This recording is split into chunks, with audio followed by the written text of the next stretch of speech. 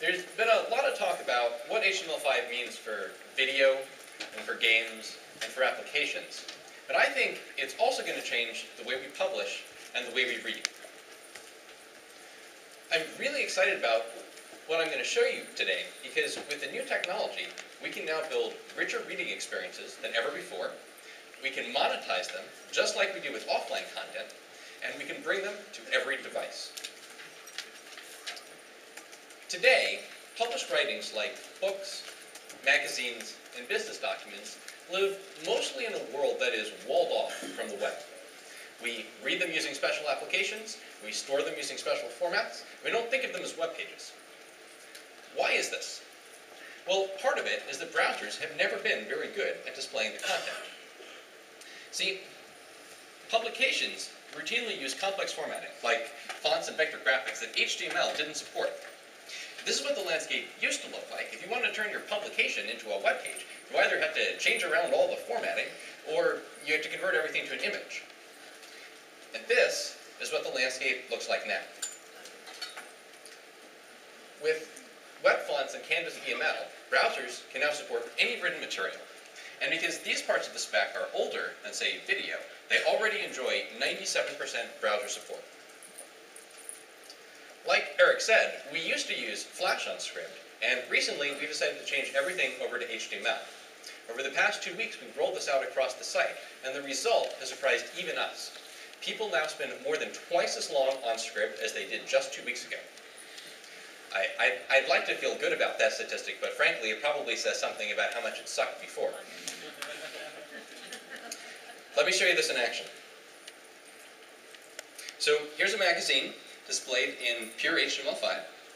You can see that we've kept the intricate formatting of the original, but we've turned it into a web-like experience.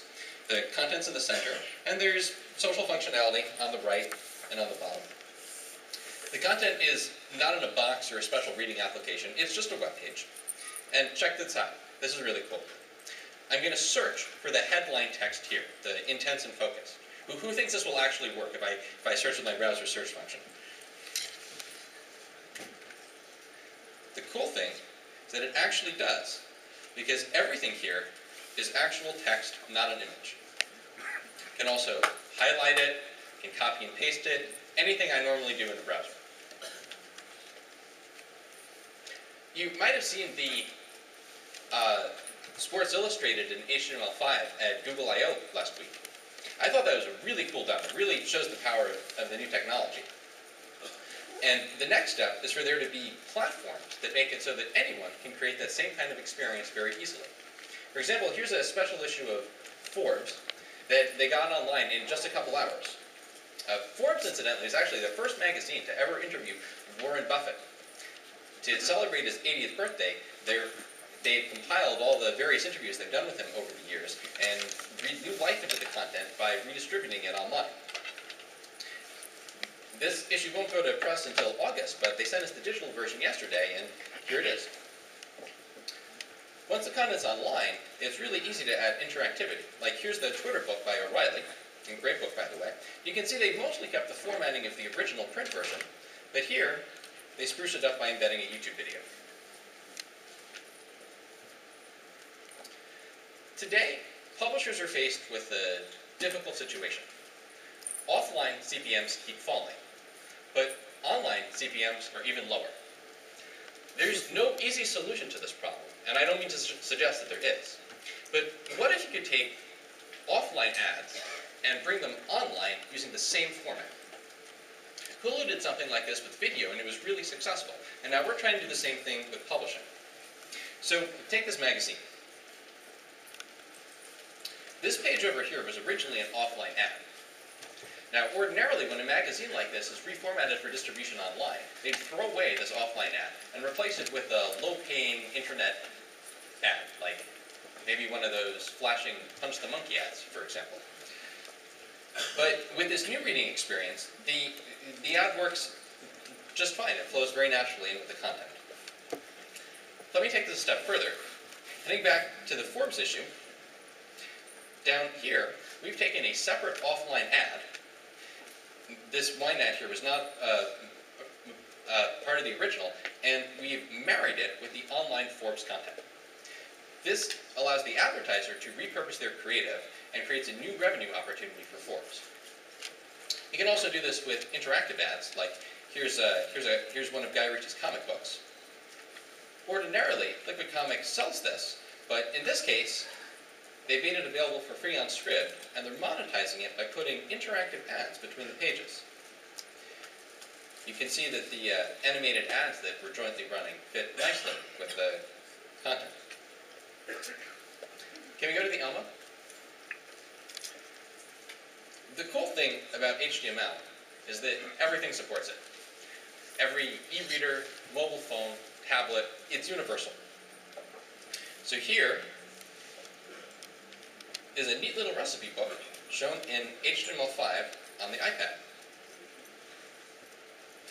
Everyone is trying to figure out how to get their content on the iPad. And I think that HTML5 reading is a great option. It's fully supported by both the iPad and the iPhone. The next versions of Android and EPUB will support it as well.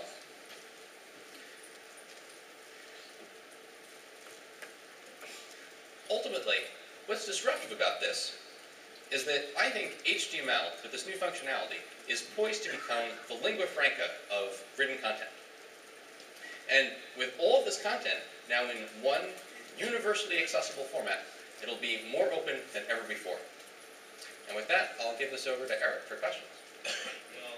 Am I on?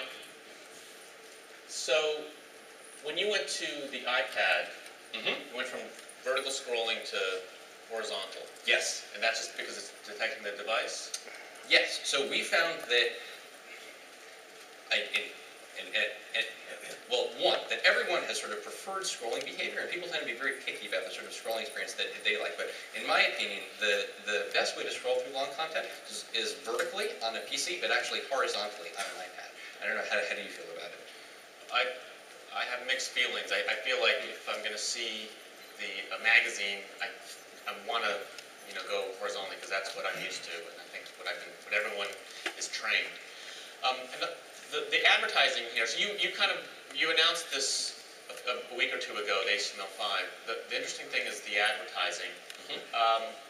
So essentially, I could take a magazine ad and put in a new ad or target that kind of creative, right, inside. So each of the ad units could be dynamic and changing based on the time, day, or person who's viewing them. Exactly. We can target ads in a magazine-style format against any kind of content, turning sort of any kind of content into a magazine. Right.